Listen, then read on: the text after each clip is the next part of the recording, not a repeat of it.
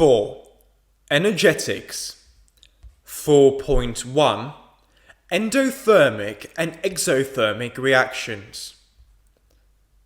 Most chemical reactions give out or take in energy as they proceed. The amount of energy involved when a chemical reaction takes place is important for many reasons. For example, you can measure the energy values of fuels. You can calculate the energy requirements for an industrial process. You can work out the theoretical amount of energy to break bonds and the amount of energy released when bonds are made. It helps to predict whether or not a reaction will take place. The energy involved may be in different forms: light, electrical, or most usually heat. Thermochemistry is the study of heat changing during chemical reactions. When a chemical reaction takes place, chemical bonds break and new ones are formed. Energy must be put in to break bonds, and energy is given out when bonds are formed. So most chemical reactions involve an energy change.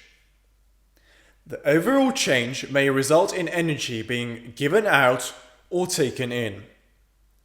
At the time of the reaction, if energy has been given out, the reaction is exothermic. At the end of the reaction, if energy has been taken in, the reaction is endothermic. Some reactions give out heat as they proceed. These are called exothermic. Neutralizing an acid with an alkali is an example of an exothermic reaction. Some reactions take in heat from their surroundings to keep the reaction going. These are called endothermic. The breakdown of limestone, calcium carbonate, to lime, calcium oxide, and carbon dioxide is an example of an endothermic reaction. It needs heat to proceed. Another example of an endothermic reaction is heating copper sulfate. Blue copper sulfate crystals have the formula CuSO4 5H2O. The water molecules are bonded to the copper sulfate. In order to break these and make new white anhydrous copper sulfate, heat energy must be supplied. This reaction takes in heat, so it is endothermic.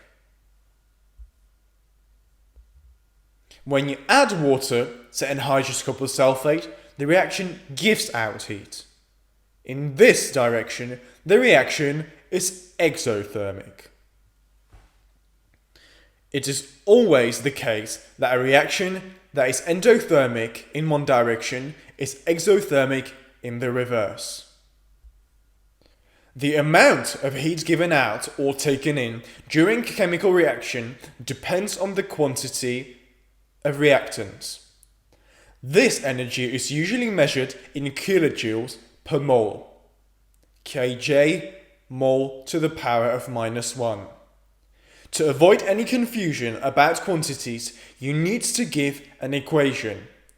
For example, in the combustion of methane, CH4, 1 mole of methane reacts with 2 moles of oxygen. CH4 plus 2O2 goes to CO2 plus 2H2O. 890 kilojoules are given out when 1 mole of methane burns in 2 moles of oxygen.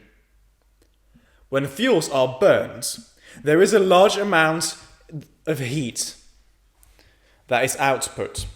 These are very exothermic reactions. For example, coal is mostly carbon.